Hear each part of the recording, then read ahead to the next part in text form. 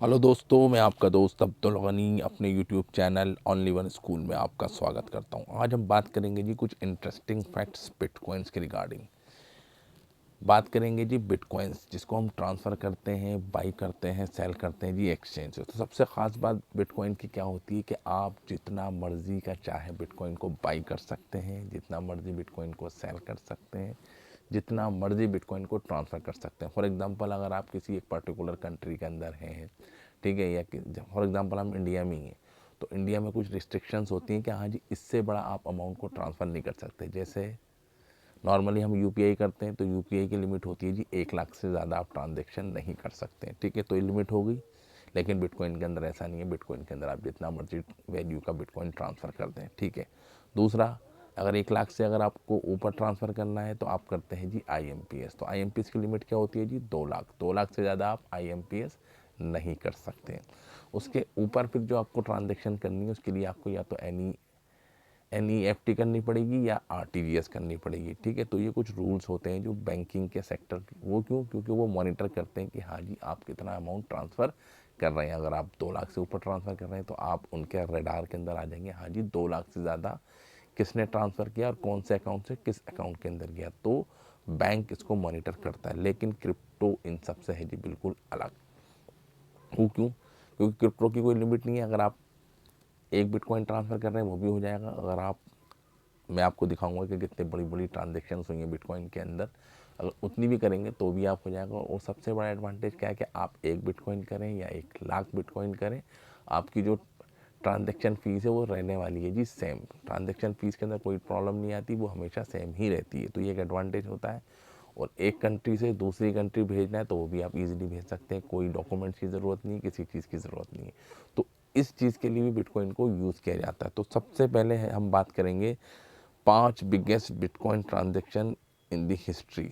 यानी कि अभी 2022 चल रहा है, तो 2022 तक अब तक सबसे ज़्यादा कितने बिटकॉइन को ट्रांसफ़र किया गया, ठीक है। तो सबसे नंबर 1 पर आता है जी हमारा ये एड्रेस, जिसके अंदर तकरीबन 10 अप्रैल 2020 को तकरीबन एक ही बारी में 1,61,500 बिटकॉइन को ट्रांसफ़र किया गया, जिसकी वैल्यू अगर आप देखें तो उस वक्त 1.1 बिलियन की वैल्यू के बराबर ये ट्रांजेक्शन थी।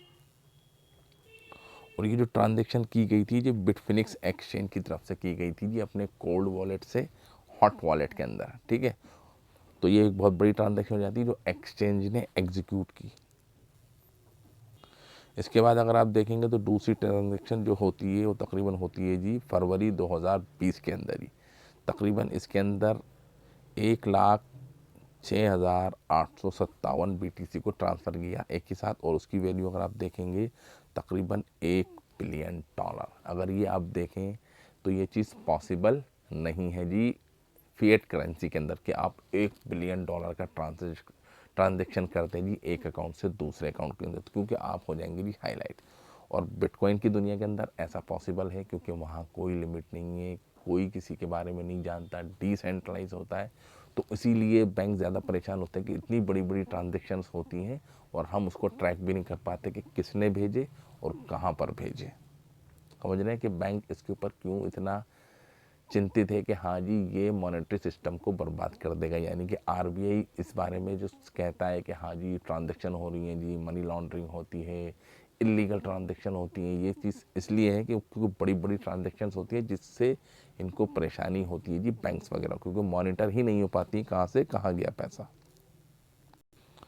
इसके बाद अगर आप तीसरी ट्रांजैक्शन देखेंगे तो वो भी तकरीबन होती है जी $1 बिलियन की, जिसके अंदर तकरीबन 94,500 बिटकॉइन को ट्रांसफ़र किया जाता है, ठीक है, 2019 सितंबर के अंदर। ये भी एक बहुत बड़ी ट्रांजैक्शन हो जाती है क्रिप्टो इंडस्ट्री की हिस्ट्री के अंदर कि इतने ज़्यादा बिटकॉइंस को एक ही बारी में एक जगह से दूसरी जगह ट्रांसफ़र किए गए। इसके बाद एक ट्रांजैक्शन और होती है जी अक्टूबर 2019 के अंदर, यानी कि एक सितंबर में होती है, एक अक्टूबर में होती है, जिसके अंदर अगर आप देखेंगे तकरीबन जिसकी वैल्यू उस वक्त एस्टिमेटेड के हिसाब से और बिटकॉइन के हिसाब से अगर आप देखेंगे तकरीबन 1,07,848 बिटकॉइन को ट्रांसफ़र किया जाता है। और उसकी जो वैल्यू होती है जी उस वक्त रेट के हिसाब से $894 मिलियन की वैल्यू के बराबर ट्रांसफ़र किए जाते हैं जी अक्टूबर 2019 के अंदर।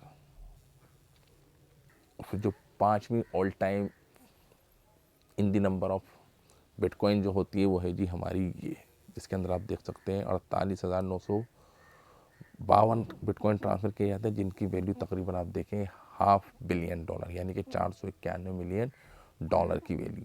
तो इतनी बड़ी ट्रांजैक्शन पॉसिबल क्यों हो पाती है इन दी फॉर्म ऑफ, अगर हम इसको कन्वर्ट करें रुपीज़ के अंदर या डॉलर के अंदर, तो ये सब चीज़ें पॉसिबल क्यों हो पाई? ब्लॉकचेन की वजह से, यानी बिटकॉइंस की वजह से।